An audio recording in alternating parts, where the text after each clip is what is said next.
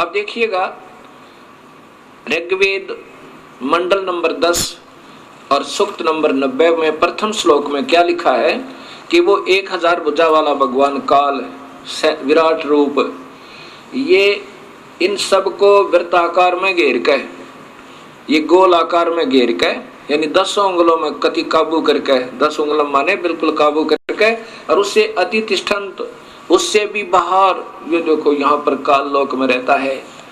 और यही शिव पुराण विष्णु पुराण बता रहा है कि प्रकृति से न्यारा होकर वो अपने वास्तविक काल रूप में जाकर के अलग से स्थित हो जाता है। ये वो काल का निजलोक और ये काल का जाल है। और यही आपने महर्षि जी के द्वारा उलझ पुलझ करते हुए भी नहीं छुपा पाए। अब यहां आप देख रहे हैं ऋग्वेद के अंदर भी पूर्ण परमात्मा और साथ में ब्रह्म, परब्रह्म और पूर्ण ब्रह्म की सबतः महिमा वर्णित है और जो यथार्थ है। अब आपने ऋग्वेद मंडल नंबर 10 के सूक्त नंबर 90 का प्रथम श्लोक सुना कि ये काल भगवान 1000 भुजा वाला, 1000 सिर वाला, 1000 आंखों वाला, और ये इन सब सारे ब्रह्मांडों को रोक के और इनसे बाहर भी विद्यमान है। आगे दूसरे में क्या लिखा है कि एवं इस कुछ सही तौर पर पुरुष है, माने भगवान अक्षर पुरुष पर ब्रह्म है। ये तो नाशवान है पहले वाला तो, और दूसरा वास्तु कुछ भगवान रूप दिखाई देता है कुछ, क्योंकि वो खाता नहीं अक्षर पुरुष, और ये तपस्या पर बुनकर खाता भी है। ये नाम मात्र भगवान है, दिख है भगवान, पर वास्तव में प्रभु ये है नहीं।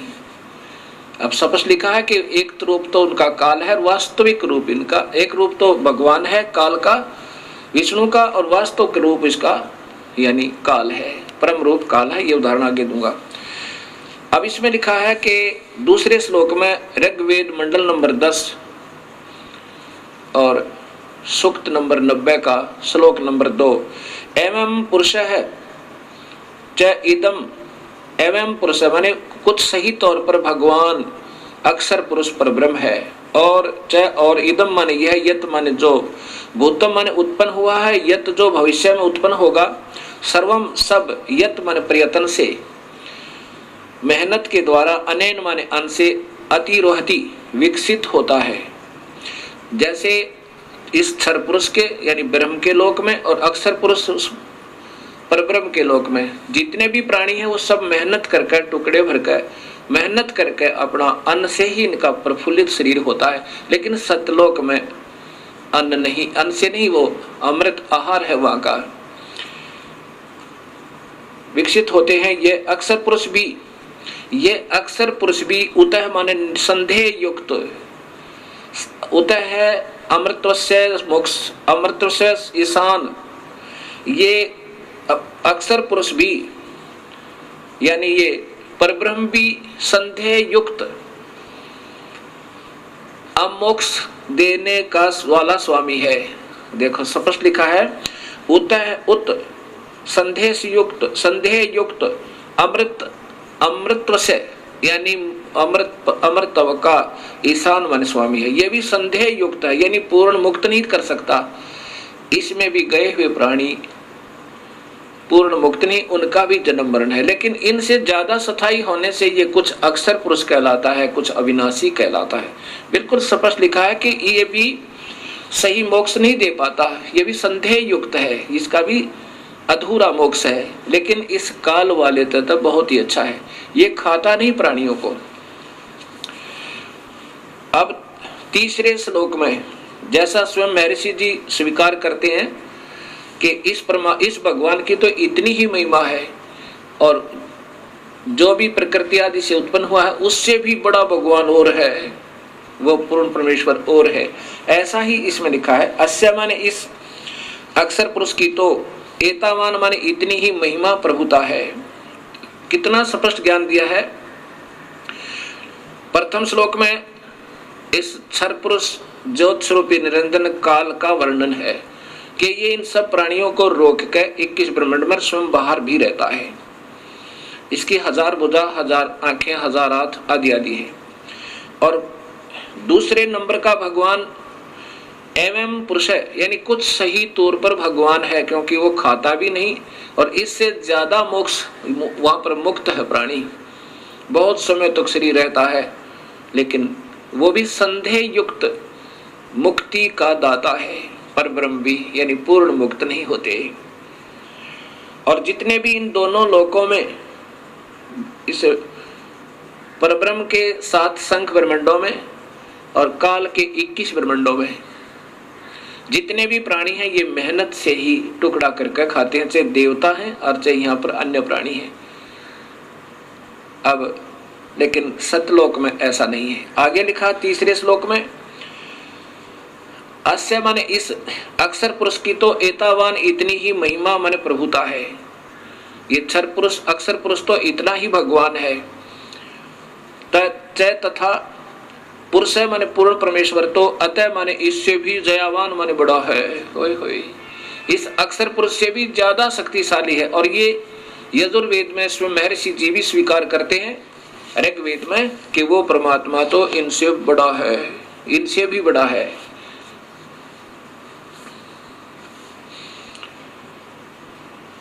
विश्व माने समस्त, भूतानी माने अक्षर पुरुष तथा क्षर पुरुष के इन लोकों में तथा सतलोक में जितने भी प्राणी हैं, वह इस अस्य माने इस पूर्ण परमात्मा नि अक्षर पुरुष का पाद माने एक पैर समझो। अस्य माने इस परमेश्वर के त्रि माने 3, दिवी माने लोक जैसे सतलोक, अलखलोक, अगमलोक, वो अमृतम अविनाशी पाद दूसरा है। होय होय। अब क्या बताया है कि ये जितने भी सतलोक और इस लोक में जितने भी प्राणी हैं, ऊपर के लोकों में और परब्रह्म और ब्रह्म के लोकों में जितने प्राणी हैं, जीव आत्मा, ये तो इसका एक पैर समझो। और ऊपर के तीनों लोकों में जितने प्राणी हैं, दिव्य लोक कौन कौन से, अक्षर पुरुष ना, सतलोक, अलखलोक और अगमलोक, अनामी लोक में जीव स्थिति न्यारी नहीं है। इसलिए उन तीनों लोकों में और जितने भी प्राणी और तीनों लोक, ये उनका अविनाशी पैर है, अर्थात उस परमात्मा की सतिथि बता रहे हैं उदाहरणार्थ। आगे फिर चौथे श्लोक में लिखा है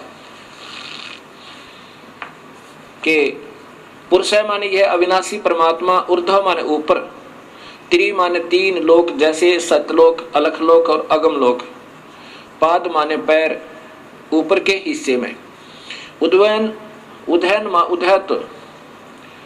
विराजमान है। अस्य माने इस परमेश्वर की पूर्ण ब्रह्म तथा पाद एक पैर एक हिस्सा जगत रूप पुनः फिर यह माने यहाँ अभवत प्रकट होता है, और फिर यहाँ पर वो प्रकट भी होता है, जैसे कबीर रूप में आगे, कभी सत्सुकृत रूप में आगे, कभी किसी प्रकार। तथा माने इसलिए स माने वह अविनाशी पूर्ण परमात्मा असने होय होय, ऐसन जो खाता नहीं और जो सने जो खाता है।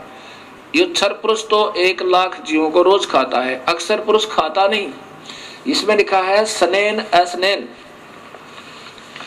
खाने वाले और न खाने वाले, अर्थात काल और परब्रह्म से अभी माने ऊपर, विश्व माने सर्वत्र, उससे ऊपर भी और सर्वत्र विक्रमात व्यापक है।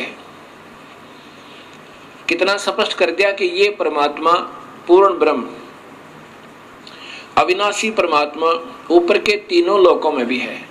और फिर ये खाने वाले और न खाने वाले, काल तो खाता है पर ब्रह्म नहीं खाता। ये क्षर पुरुष तो 1 लाख जीवों का आहार करता है, इसको सांप लगा हुआ है, इसको रोग लग गया, और अक्षर पुरुष नहीं खाता।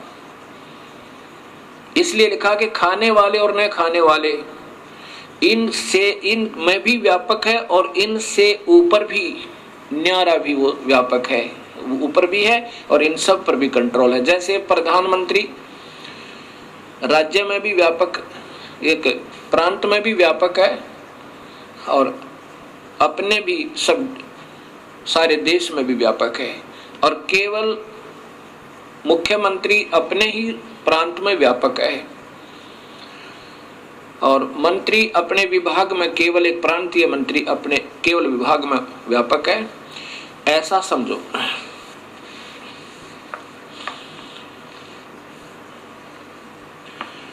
पुरुषेण माने काल भगवान ने अपने जालसाजी से हविषा माने गर्म करके खाने के लिए मक्खन पदार्थ रूप में, देवा माने भक्त आत्माओं को अयगम अविधि पूर्वक धार्मिक रूपी यज्ञ के द्वारा, अयगम यानी जो धार्मिक यज्ञ माने धार्मिक कर्म, अयगम जो धार्मिक कर्म ना हो।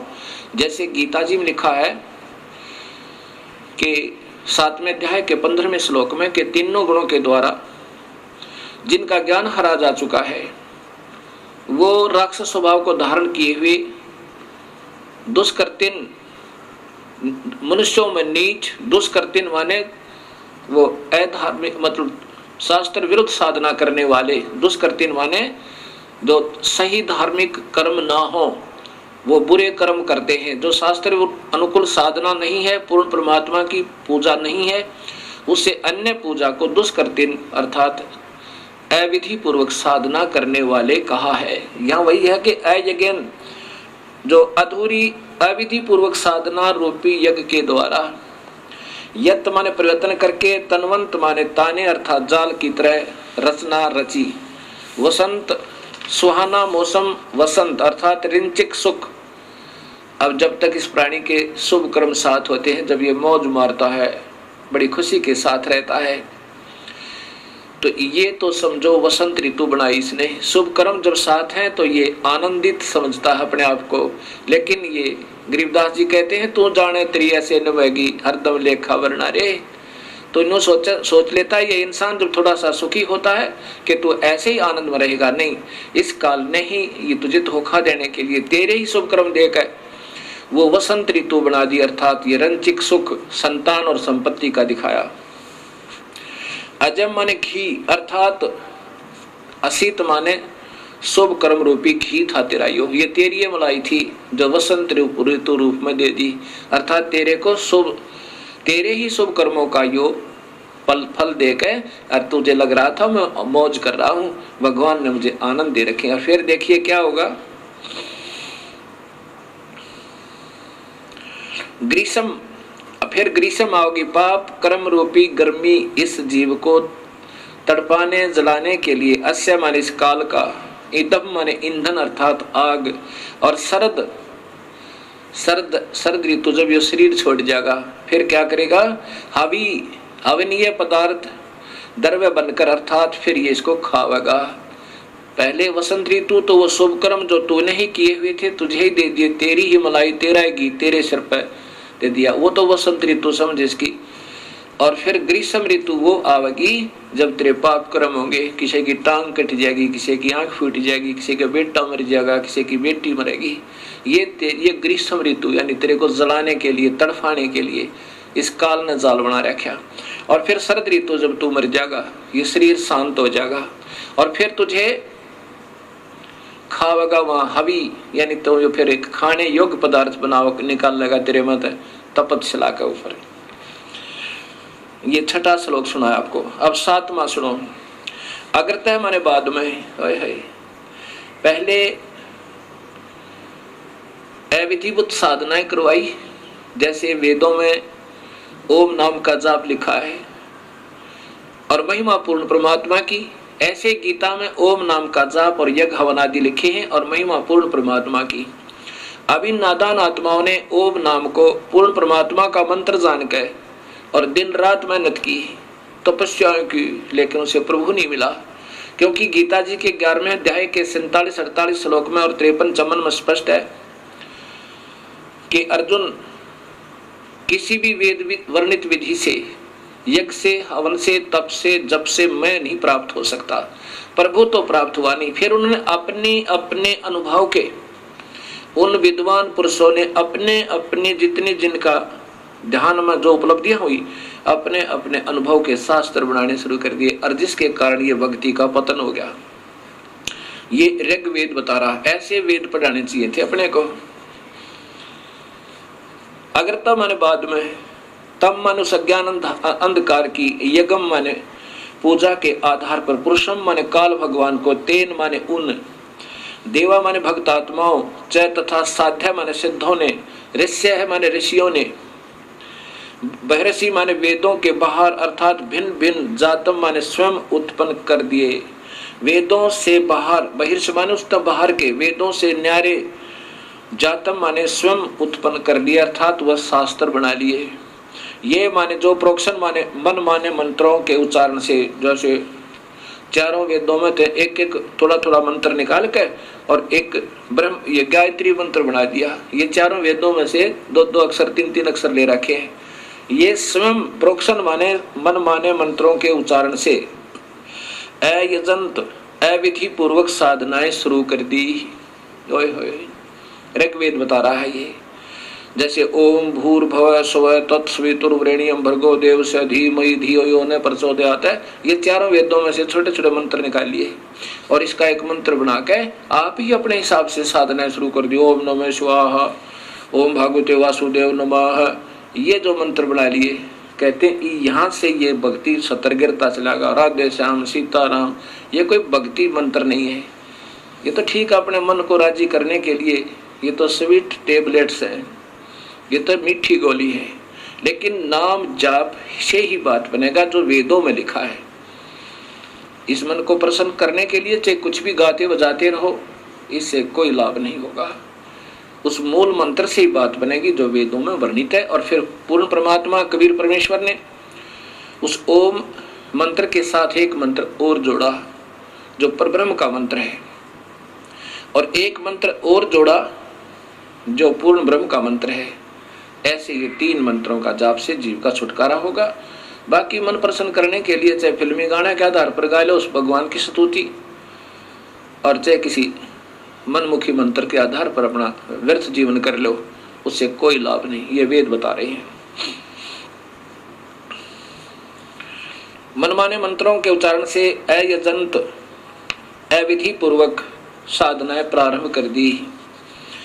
अब 8वां श्लोक है कि तस्मात् उस धार्मिक यज्ञात, उस धार्मिक कर्म यज्ञ आदि से जो अविधि पूर्वक थे, अर्थात काल ब्रह्म को ही पूर्ण ब्रह्म मानकर निर्गुण सरगुण रूप से धार्मिक कार्य करने से सर्वहुत सब धार्मिक कार्य यज्ञादि करने वाले, अब उस पूर्ण परमात्मा को के ही जैसा इस काल को मान के उसी की साधना करने वाले वर्षद, प्रसद माने पूरी सभा, प्रसद माने पूरी सभा यानी पूरा भक्त वृंद, सभी भक्त आत्माएं, समुदाय आयजम पिंगला हुआ घी अर्थात प्रभु प्राप्ति की प्रेरणा से विशेष प्रेरित। अब जैसे ये भक्त संत जन बढ़िया बढ़िया लतीफेदार कथा सुना के इन भक्त आत्माओं को प्रेरणा तो इतनी दे देते हैं प्रभु पाने की, और जाप देते हैं काल का, और काल से भी निम्न सतर का, काल का भी कोना। फिर बताते हैं कि पीपल के चक्कर लगाओ, वट वृक्ष के चक्कर लगाओ, इसमें भगवान का देवताओं का वास होता है। कभी कुछ बताते हैं, मनमाने साधना दे देते हैं, कोई राम का जाप देता है, कोई हरि शरणम, ये कोई जाप नहीं है। ओम नमः शिवाय, ओम भगवते वासुदेव नमः, ये कोई मंत्र नहीं है। अब यहाँ कहते आयजम पिंगला हुए घी की तरह प्रभु प्राप्ति की प्रेरणा से विशेष प्रेरित सम माने पूर्ण परमात्मा की सत भक्ति सदृश जान के उन गलत मंत्रों को, उन नादान संतों के द्वारा दी गई साधना को सत्य मान के और जानकर भरतम धारण किए हुए उसको जाप करते हुए अपने हिसाब से सोचते हैं कि हम सही पूजा करें क्योंकि मेरे गुरुदेव ने मुझे बताया है। तान माने उस गलत साधना से ये जो 84 लाख जूनियां चार खानियां कहलाती हैं पशून, ये संस्कृत बोल रहा हूं, पशून पशु जूनी में चले जाएंगे वह पशु जूनी। और फिर वायान माने वायु में रहने वाले पक्षियों, आर्यन माने जंगली प्राणियों, चै तथा ग्राम्य गांव में रहने वाले व्यक्तियों, मानव आदि, चक्रे माने जन्म मरण के चक्कर में पड़ जाते हैं। ये मालिक ऋग्वेद स्पष्ट कर रहा है कि ये नादान आत्माएं इन गलत गुरुओं के ने अपने आप ही मनमाने मंत्र बना के वेद न्यारे और गीता से भिन्न ये सब फिर पशु जोनी में पशुन, व्यव्यान, आर्यन, ग्राम्य, चक्रे, ये सारे होते हैं इन धार्मिक शास्त्रों में। तो ये इस प्रकार ये पशु चारों प्रकार की प्राणियों खानियों में ये चक्कर में पड़ जाते हैं, ये मुक्त नहीं होते। अब यही ऋग्वेद मंडल नंबर 10 और सूक्त नंबर 90 का आपको श्लोक नंबर 9 सुनाता हूं। तस्मात उसके बाद सर्व माने सब, यज्ञात माने धार्मिक कार्य, हुता माने करने वाले, सामानी साधारण अर्थात वेदों को छोड़कर, छंदासी अन्य छह शास्त्र, 11 उपनिषद, गोपथ ब्राह्मण आदि जजीरे माने बनाए। अब इन नादान संतों ने अपनी अपनी अनुभूतियां अलग से 6 शास्त्र, 11 उपनिषद, बाकी गोपथ ब्राह्मण और अन्य वेदों के ब्राह्मण बनाए। तस्मात माने उसके बाद, रचय श्लोक जजीरे बनाए, अपने आप और श्लोक बना लिए नारे नारे। तस्मात उसके बाद यजुर प्रार्थनाएं, यजु माने प्रार्थनाएं, यजुर स्तुतियां, अन्य ब्राह्मण जैसे अन्य यजुर्वेद के अन्य ब्राह्मण अजायत माने बनाए। अब ओम जय जगदीश रे, स्वामी जय जगदीश रे, जय माता दी, पिछले बोलो अगले बोलो जय माता दी, ये बना लिए नो कहे, ये शास्त्र विरुद्ध है, इनसे प्रभु प्राप्ति नहीं हो सकती, तो मनराज जी करने वाली बात है। आगे 10वें श्लोक में लिखा कि तस्मात उसके बाद अश्वा माने घोड़े जैसी दौड़ लाएगी अपने अपने न्यारे न्यारे शास्त्र बनाने की। के माने इसलिए काल साधना से, ये माने जो अजायंत उत्पन्न हुआ, उभयादत, यह दोनों ही काल के दांत समझो। अब चाहे सरगुण मान के उसको, चाहे निर्गुण रूप के, जो भी उपनिषद और जो भी अपने शास्त्र अन्य वेद ने छोड़कर जो भी अपनी अनुभूतियां लिखी, अपना अनुभव लिखा, ये काल के दांत समझो, इनमें उलझ गए सारी नादान आत्माएं। वेदों से अलग अगर कोई साधना बताता है वो गलत बताता है। वेद खुद भगवान द्वारा वर्णित है और उसमें उतना ही करना जितना लिख रखा है, उससे ज्यादा कम करता कोई अपने, वो फिर उस खेल के मैदान के नियमों से बाहर खेल रहा है। जैसे कोई खेल का मैदान होता है, उस प्लेग्राउंड के कुछ सीमा होती है, उसके अंदर ही खेलना होगा, उससे बाहर जो खेल रहा है वो खेलता रहो, उसको कोई लाभ नहीं। वो तो लोग दिखावा कर रहा है दुनिया को दिखाने के लिए, तो ऐसे यहां बता रहे हैं।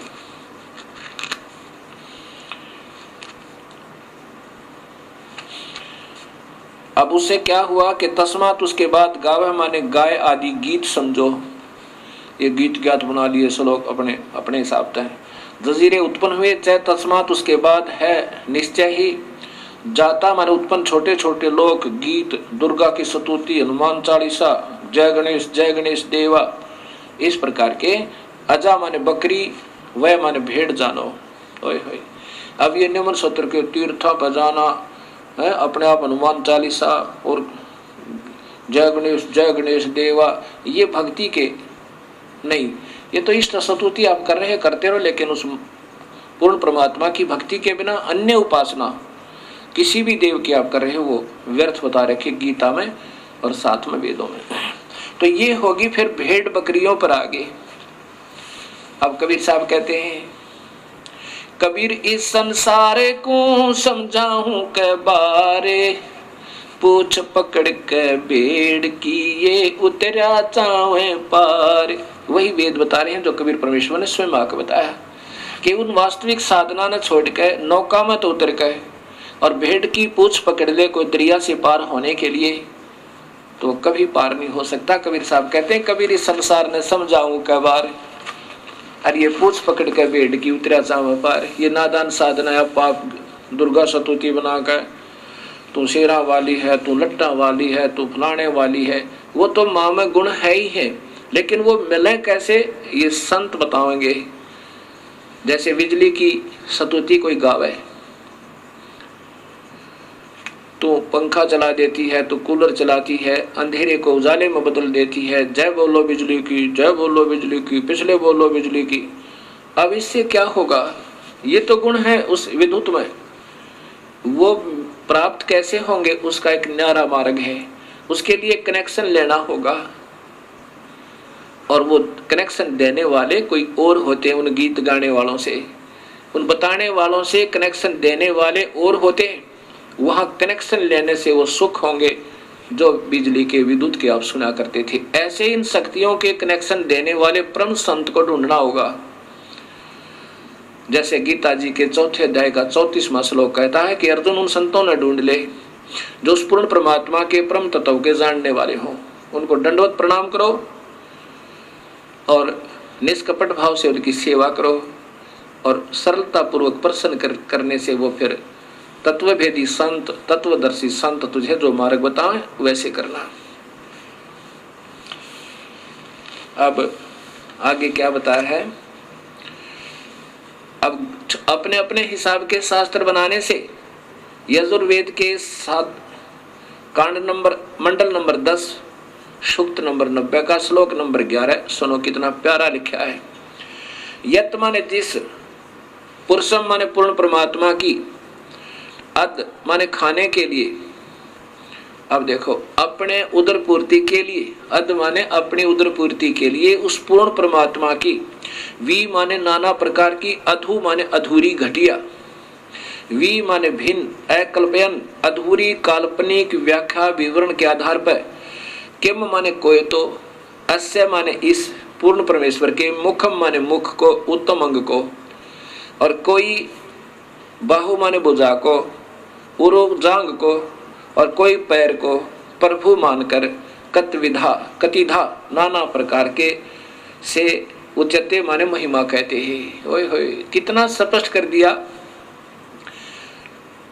ये 11वां श्लोक कह रहा है कि वो नादान अपने उदर पूर्ति के लिए, जिनको पूर्ण ज्ञान है को ना, और अपने अपने अनुभव से को तो जैसे मुखम यानी उसके मुख को, मुख्य उस परमात्मा के नाना प्रकार के अंगों को, जैसे पहले बताया ना, इनका एक पैर तो ऊपर अजर अविनाशी है, एक नीचे है, इनका मुख्य अंग, कोई मुख ने, कोई पैर ने, कोई हाथ ने, इनको भगवान मान रहा है परमात्मा के ने। कैसे? जैसे कोई आकार बताता है, कोई निराकार कहता है, कोई ब्रह्मा को परमात्मा बताता है, कोई विष्णु को, कोई शिव को, कोई फिर कहता नहीं भगवान एक और है, वो निराकार है, वो दिखाई नहीं देता। अब एक समय 5 अंधे आपस में विचार करने लगे कि सुना है गांव में हाथी आया हुआ है और हमें कोई हाथी के पास छोड़ दे तो हम हाथी देखें। एक आंखों वाला उनकी बातें सुन रहा था। उसने कहा भी तुम हाथी कैसे देखोगे सूरदास, तुम्हारी आंखें तो है नहीं। अंधों ने कहा कि हमारे हाथ आंखों का काम करते हैं, आप कृपा करके हमें उस हाथी के पास छोड़ दीजिए। उस आंखों वाले ने उन 5 अंधों को हाथी के पास छोड़ दिया,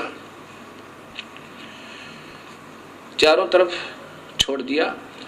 एक अंधे ने हाथी के पैरों का निरीक्षण किया ऐसे, दूसरे ने पूंछड़ का, तीसरे ने कान का, चौथे ने सूंड का और 5वें ने पेट के आसपास हाथ फेरा। और जहां जाकर उनके हाथ, जैसे पैर वाले के हाथ हट गए, वो वापस हो लिया। उसने सोचा बस इतना ही हाथी होता होगा। दूसरे ने कान देख लिए कि बस इतना ही हाथी होता होगा। और ऐसे इन 5 अपने अपने अनुभव लेकर चल पड़े। रास्ते में आंखों वाले ने पूछा किसी और ने कि कहाँ गए थे सूरदास? वो कहने लगे हम हाथी देख कर आए हैं। आंखों वाला कहने लगा अंधो तुमने हाथी देखा कैसे? उन्होंने कहा हमारे हाथ आंखों का काम करते हैं। तो वो आंखों वाला कहने लगा भाई बताओ कैसा था हाथी? जिसने पैरों का निरीक्षण किया था वो कहने लगा हाथी होता है थंब जैसा, पिलर जैसा, थांब जैसा, खंभे जैसा। दूसरा बोला, अंधा बोला कि नहीं ये इसको सही ज्ञान नहीं है, मैं बताता हूं। हाथी होता है बेल्ट जैसा, पटे जैसा। उसने जो पहले वाले ने हाथी के पैर का निरीक्षण किया था वो तो खंभे जैसा ही, बस पैर को ही हाथी मानकर और निश्चिंत हो गया। दूसरे ने पूंछड़ का, उसकी दूम का, पूंछ का निरीक्षण किया था, वो उस पूंछ को ही हाथी मान के और फूला नहीं समावे। अब तीसरे ने कहा कि दोनों को कुछ नहीं मालूम, मैं बताता हूँ। हाथी होता है छाछ जैसा, सूप जैसा, उसने कानों को देखा था, पकड़ पकड़ कर निरीक्षण किया था। चौथा कहने लगा इनको नहीं मालूम सही, मैं बताता हूं। हाथी होता है पाइप जैसा, उसने सूंड का निरीक्षण किया था। पांचवा कहता है ये अधूरा ज्ञान बता रहे हैं, मैं बताता हूं हाथी कैसा होता है। हाथी होता है बटोड़े जैसा। हरियाणा में एक उपलों का एक ढेर बनाया जाता है, उसको फिर ऊपर से गोबर से प्लास्टर कर दिया जाता है, और जैसे प्लास्टर वाल समझो, यानी प्लास्टर की हुई दीवार समझो, मड प्लास्टर जिस पर हुआ हो, मड प्लास्टर यानी मिट्टी की लिपाई कर रखी हो, ऐसा हाथी के पेट का ऐसा वो कुछ खरदरापन होता है। अब पेट पे हाथ फेरने वाला कहता हाथी होता है मड प्लास्टर, यानी कच्ची दीवार जिस पे मिट्टी का प्लास्टर हुआ हो, ऐसा हाथी होता है। अब ये ऋग्वेद मंडल नंबर 10 और सूक्त नंबर 90 का श्लोक नंबर 11 स्पष्ट करता है कि यतः माने जिस पुरुषम माने पूर्ण परमात्मा की अधः माने उदर पूर्ति के लिए नादान लोगों ने, अधूरे मार्गदर्शकों ने, अधूरे अनुभव वालों ने वेदों को तो छोड़ दिया, जो उसमें सही मार्ग और सही विधि लिखी हुई है, जितनी भी उससे प्राप्ति होनी थी, उनको त्याग के और निम्न सत्र के अपने अपने शास्त्र बना लिए, जो कि मान्य नहीं है। वो शास्त्र नहीं है, वो पूजा के योग नहीं है, क्योंकि उनके अधूरे अनुभव हैं। वी माने नाना प्रकार की, अधू माने अधूरी, घटिया, वी माने भिन्न, अलग से, अकल्पयन अधूरी कल्पनाएं, व्याख्या विवरण आधार पर, किम माने कोई तो अस्य माने पूर्ण परमेश्वर के, मुखम माने मुख को भगवान कहता है, यानी कोई तो कहता नहीं भगवान तो और है, वो तो मुख्य भगवान, मुख है उसका पूर्ण परमात्मा का। और कोई भुजा को भगवान कहता है, कोई पैर को पाद है, और कोई किसी प्रकार से जांग को, यानी ऐसे ऐसे उन्होंने अपने अपने हिसाब की अटकलें लगा रखी हैं। अब आंखों वाला बता सकता है कि सारे मिलाकर ही प्रभु बनता है, जैसे ये 21 ब्रह्मांड, और ये तो एक अक्षर पुरुष है, इसके 3 पुत्र हैं, ब्रह्मा विष्णु महेश, और 7 संख ब्रह्मांड का मालिक ये परब्रह्म है, अक्षर पुरुष है, और पूर्ण ब्रह्म परमात्मा इन सब का कुल मालिक है। वो सतपुरुष है, उसका वास्तविक नाम कबीर है, इन सब रचना से पहले भी उनका नाम कबीर है, इसलिए वेदों में उस परमेश्वर का नाम कबीर आया है।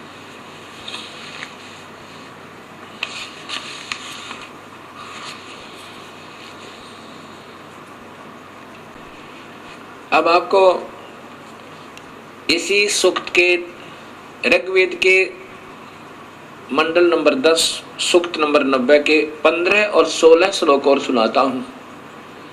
इसमें बिल्कुल स्पष्ट वर्णन कर दिया कि 7 और 21, क्योंकि इसमें हिंट होते हैं, और हिंटों को वही बता सके जिनको पूर्ण ज्ञान हो। क्या लिखा है?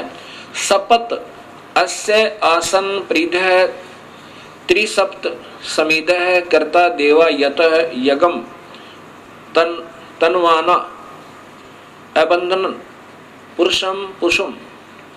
अब देखो कितना प्यारा कर वर्णन दिया है। सपत माने 7 संख, सप्त माने 7, त्रिसप्त माने 3, त्रिसप्त 3 बार 7 7 अर्थात 21, त्रिसप्त 3 गुणा में 7 21, त्रिसप्त यानी 21। इसमें ऐसा ही लिखा जो दास पढ़ रहा है, सप्त 7 संख ब्रह्मांडों को तो 7 संख ब्रह्मांड तो परब्रह्म की तथा काल ब्रह्म के त्रिसप्त। अब 7 संख ब्रह्मांड तो परब्रह्म के और त्रिसप्त इस 21 ब्रह्मांड काल ब्रह्म के। समीदय माने दुख रूपी आग से दुखी, कर्ता माने करने वाले, प्रीधय गोला आकार रूप में सीमा में जो आसन माने विद्यमान है, यत माने जो पुरुष माने पूर्ण परमात्मा की, यज्ञ माने विधिवत धार्मिक कर्म अर्थात पूजा करता है, वह पशु माने बलि के पशु रूपी, देवा माने भक्त आत्मा को, तन वाना काल के द्वारा रचे फैलाए बंधन जाल से बंधन रहित करता है। बंदी छुड़वाने वाला बंदी छोड़ है वो परमेश्वर। इस पारब्रह्म के तो 7 शंख ब्रह्मांड में और काल के 21 ब्रह्मांड में जो बलि के बकरे की तरह बेचारे इन्होंने फंसा रखा है, उन काल के रचे हुए जालों में के बंधन से अबंधन करता है, उनको निर्बंध करता है, उनको छुड़वाता है। और फिर 16वें श्लोक में कमाल कर दिया, जो देवा माने भक्त आत्मा अयगम अधूरी गलत धार्मिक पूजा के स्थान पर यज्ञ माने सत भक्ति धार्मिक कर्म के आधार पर यजंत माने पूजा करते हैं। तानी माने वे धर्माणी धार्मिक शक्ति संपन्न प्रथमानी मुख्य अर्थात उत्तम है। कितना स्पष्ट कर दिया कि जो उस अविधिवत साधना ने छोड़ के जो भक्त आत्मा और विधिवत साधना करते हैं वो सबसे उत्तम हो गए। उनके पुण्य कर्मों का उनके नाम के जाप का संग्रह होगा, भक्ति संचित होगी, वो सबसे उत्तम आसन माने हैं। ते है वे ही वास्तव में महिमान अर्थात महिमा मान का अर्थ है महान शक्ति युक्त होकर भक्ति की कमाई तय धर्म तय दान तय यज्ञ तय हवन तय जप तय ये महिमा मान हो गए, अर्थात ये शक्तिशाली हो गए, इनमें खूब कमाई होगी।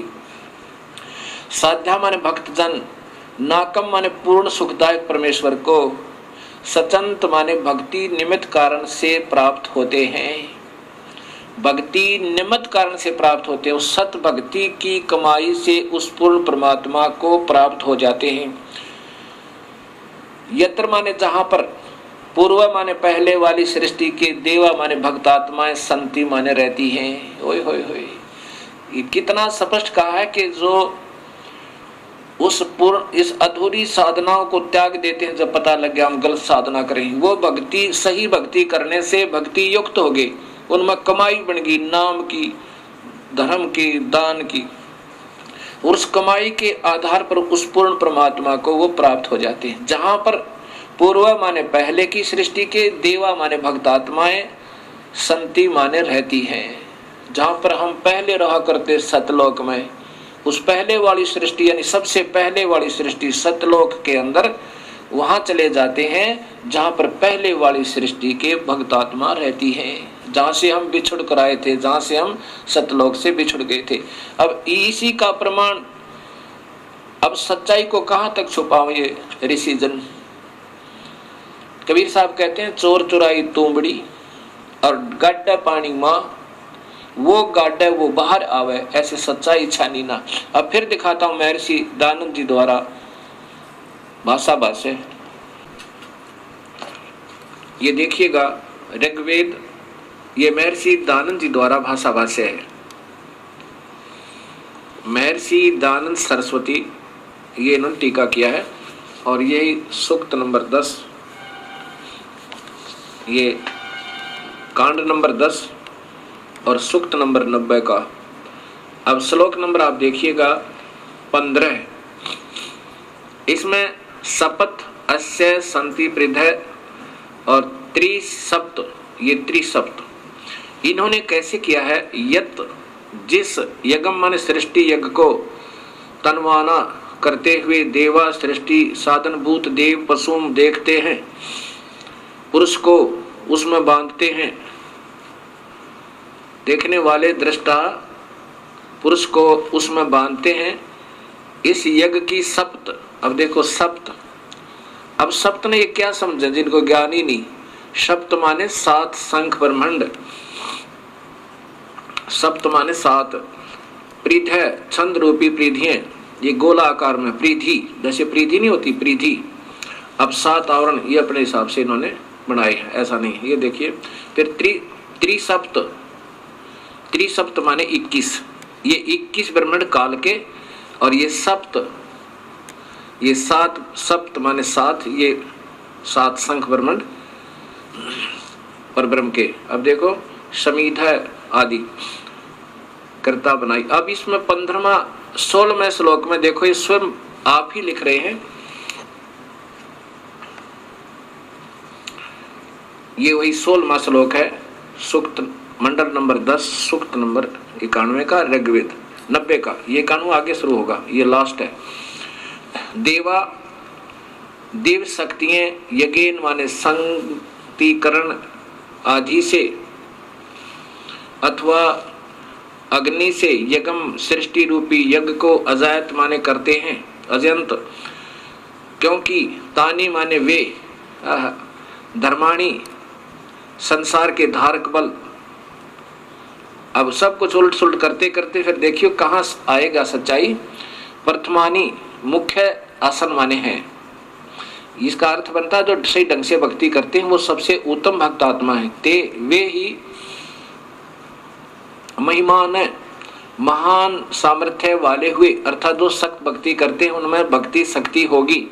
नाकम माने आनंद स्वरूप परमेश्वर को, सचंत माने निर्मित कारण से रूप में प्राप्त करते हैं। अब एक तरफ तो वो कहते हैं परमात्मा निराकार है, और यहाँ स्वयं कहते हैं कि परमेश्वर को निमित्त कारण से रूप में प्राप्त करते हैं। कहाँ? यत्र माने जिसमें, पूर्व माने पूर्व सृष्टि अर्थात सतलोक के, साध्या माने सृष्टि साधन संपन्न, देवा माने दिव्य शक्तियां संति माने रहते हैं। अब स्वयं स्वीकार कर रहे हैं महर्षि जी के आनंद स्वरूप परमेश्वर को प्राप्त करते हैं निमित्त कारण से, अर्थात सतभक्ति के कारण प्राप्त करते हैं। इसलिए भगवान कहीं आकार में है जहां उसको प्राप्त करते हैं। प्राप्त करना माने उससे मिलना, उससे साक्षात्कार करना। ये स्वयं वेद बता रहा है, स्वयं अपने कर्मों से लिख रहे हैं, कर कमलों से, जिसमें कहाँ जाते हैं? उस परमात्मा के लोक में जहाँ पहले की सृष्टि यानी सतलोक वाले साध्या सृष्टि संपन्न साधन संपन्न, अर्थात वो भक्त आत्मा, देवा माने दिव्य शक्तियां, ये भक्त आत्मा रहती हैं वहां, क्योंकि वो परमात्मा स्वरूप आत्म रूप में है, इसलिए उनको देवा कहा है। शक्तियां रहते हैं। अब प्रिय भक्त आत्माओं, इस सच्चाई को इतना गहरा दबा दिया गया कि इसके ऊपर से मिट्टी हटाते हटाते ढेर सारा प्रयत्न करना पड़ता है। और पुण्यात्मा जो होंगी अब तुरंत समझ जाएंगी इन काल के दूतों, इन नकली संतों के जाल में नहीं रहेंगे। और इतना प्रमाण मिलकर भी जिनकी आंखें नहीं खुलती वो मूड बताए, वो मूड बताए। गीता में लिखा कि वो तो मूड है जो सत भक्ति नहीं करते। इतना कुछ प्रमाण होकर भी यदि आपको सत नजर नहीं आया तो आपके मोतिया बंद है। कबीर साहब की प्यारी आत्मा गरीबदास जी कहते हैं कि फिर तो ये देखत के तो नैन जिसमें फिरा मोतिया बंद रे।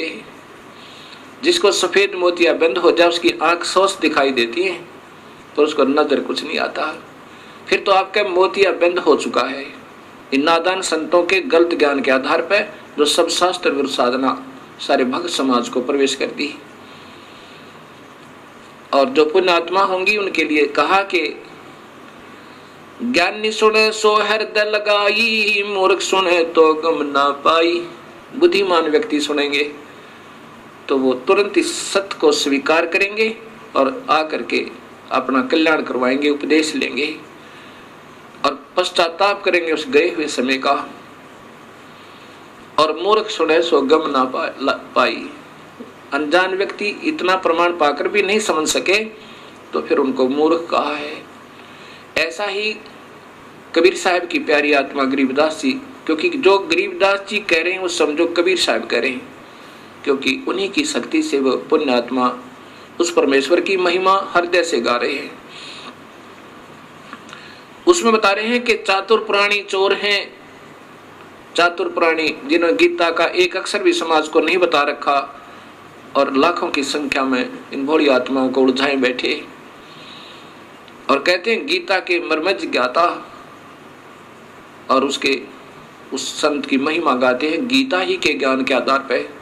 और गीता का एक अक्षर भी नहीं बता रखा गीता में क्या लिखा है।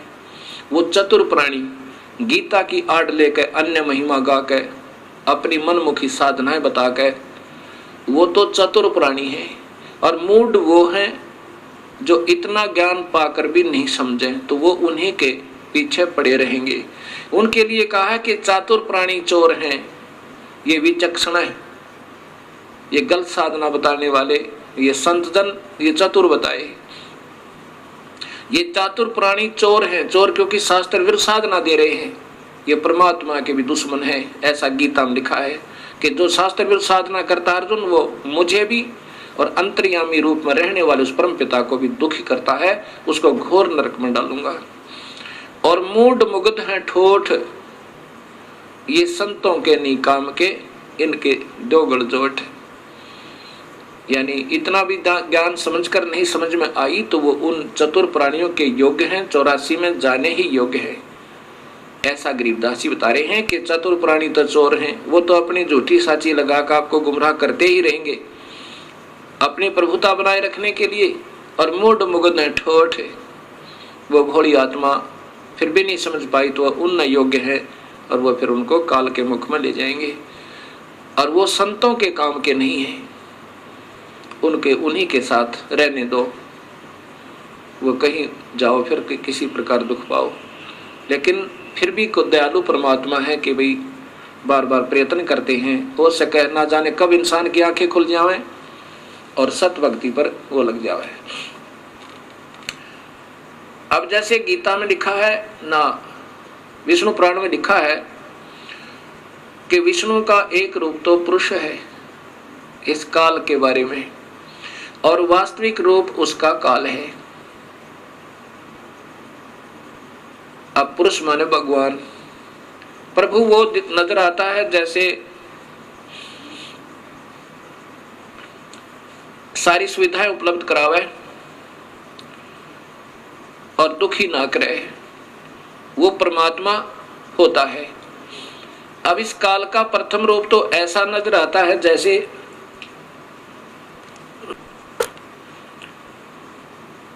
कसाई बकरे पालता है और उनके लिए अलग से स्थान बनाता है और उनके लिए छाया बनाता है, गर्मी सर्दी से बचने के लिए उनके लिए मकान भी बनाता है, हिंसक पशुओं से बचने के लिए उनका डिफेंस करता है, चारों तरफ बाड़ लगा देता है, और पानी की व्यवस्था करता है, उनके चारे की व्यवस्था करता है, उनको फिर ऐसे हाथ से प्यार भी करता है। अब वो नादान पशु उस कसाई को अपना मालिक समझते हैं, क्योंकि उनको वो अपना स्वामी नजर आता है, सारी सुविधा प्रदान कर रखी है। लेकिन जब वो आता है उनके अंदर, वो देखता है ऐसे ये कितने वजन का हो गया, कितना मांस हो गया इसमें, बकरे में ये कितने किलो वजन होया, कितने रुपए की कीमत इसकी होगी। और वो नादान पशु उसको अपना स्वामी मान के, किसको, कसाई को, उससे प्यार करता है, उसके मुख को चाटता है और ऐसे पैरों को उसके ऊपर डाल लेता है सीने से लगाने के लिए। अब उस भोली आत्मा ने, पशु ने, उस बकरे को ये मालूम नहीं, बकरी को, कि ये दुश्मन है तेरा, ये कसाई है। और फिर किसी का पुत्र आओ, किसी की पुत्री आओ, 10 की आवश्यकता 10 ले लिए, 20 की आवश्यकता 20 निकाल लिए, और 100 की आवश्यकता 100 निकाल लिए। किसी का बेटा मरो, किसी की बेटी मरो। ऐसे ही ये काल भगवान है, यही महाब्रह्मा, महाविष्णु, महाशिव रूप में लीला करता रहता है, सबको गुमराह रखता है। इसका प्रथम रूप तो भगवान जैसा दिखा, जैसे बढ़िया पृथ्वी दे रखी, बढ़िया सूर्य बना हुआ, नीचे पानी मीठा है, और फिर फलदार वृक्ष हैं, दूध, दही, घी, सेब, संतरे, मक्खन, कार, कोठी हैं ठाठ कर रखे। और फिर 1 लाख परिवार रोज टक्कर मार कर होते हैं। किसी का बेटा मर गया, किसी की बेटी मर गई, किसी के पुत्र मर गया, किसी का दामाद मर गया, और ये आनंद से 1 लाख जीवों का आहार करता है। अब ये काल का जाल कबीर परमात्मा बता रहे हैं। अब जब आपकी समझ में ये सृष्टि रचना आ जाएगी, तब आपकी सर्व शंकाओं का समाधान स्वतः ही हो जाएगा। इसलिए ये दास बार बार आपको सृष्टि रचना की सटोरी आपके हृदय में ऐसे उतारना चाहता है जैसे रामायण और महाभारत बच्चे बच्चे को कंठस्थ होगी। ऐसे ही इस ज्ञान के आधार पर हमने उस परम पिता की जानकारी होगी, जैसे हमने रामायण और श्री कृष्ण लीलाओं से श्री रामचंद्र जी की महिमा का ज्ञान हुआ, श्री कृष्ण जी की महिमा का ज्ञान हुआ, तो उनको हमने प्रभु मानकर हृदय से स्वीकार किया। ऐसे ही जब हमने पूर्ण परमात्मा का ज्ञान होगा, फिर अपने आप इनसे स्थिति हमारी हट जाएगी। जैसे गीता जी में लिखा कि अर्जुन, जब तुझे पूर्ण परमात्मा का सत्य ज्ञान हो जाएगा, फिर तेरी अन्य देवताओं में ऐसी स्थिति रह जाएगी। अन्य देवता में यो काल भी आ गया फिरता है जब पूर्ण परमात्मा का सही ज्ञान हो जाएगा। कैसे? जैसे छोटे जलाशय के, जब आपके बड़े बड़े जलाशय के प्राप्त हो जाने पर पहले समय में नहाने और धोने पीने के लिए तालाबों का स्वच्छ जल ही प्रयोग किया जाता था, क्योंकि उसमें जड़ी बूटियां बहुत हुआ करती आसपास, और वर्षा के कारण जड़ी बूटियों के ऊपर गिरा हुआ जल और फिर संचित हो जाता था एक झील में, एक तालाब में, उसी को पिया करते थे। वो बहुत स्वास्थ्यवर्धक होता था। तो कहते हैं कि उसमें पीने के लिए भी वो पानी ही प्रयोग किया जाता था और उसी से सिंचाई भी की जाती थी। भगवान कह रहे हैं, अर्जुन, जब बड़े जलाशय के प्राप्त होने पर छोटे जलाशय में, जिसमें कुछ समय का अस्थायी जल था, जो ग्रीष्म ऋतु आने पर समाप्त हो जाना था, उस छोटे जलाशय के प्रति जैसी तेरी श्रद्धा रह जाएगी, ऐसा ही उस पूर्ण परमात्मा के सत्य ज्ञान के हो जाने पर इन अन्य मेरे में यानी ब्रह्म में और परब्रह्म में और नीचे के ब्रह्मा विष्णु महेश और देवताओं में, इनमें जिसी तेरी श्रद्धा रह जाएगी, जैसे उस बड़े जलाशय बड़े तालाब के प्राप्त होने पर उस छोटे जलाशय में रह जाती है। उससे फिर नफरत नहीं होती, वो तो काम चलाऊ है और वो सथाई है। ऐसे अपने आप उसमें श्रद्धा स्वतः बन जाएगी। ऐसा ही कबीर परमात्मा ने बताना चाहा है कि जब तुम्हें पूर्ण परमात्मा का ज्ञान होगा तो नीचे के ब्रह्मा विष्णु महेश और ब्रह्म, इनसे नफरत नहीं, ब्रह्मा विष्णु महेश से नहीं, लेकिन पूर्ण परमात्मा में आप पे आसक्तता आपकी बढ़ जाएगी।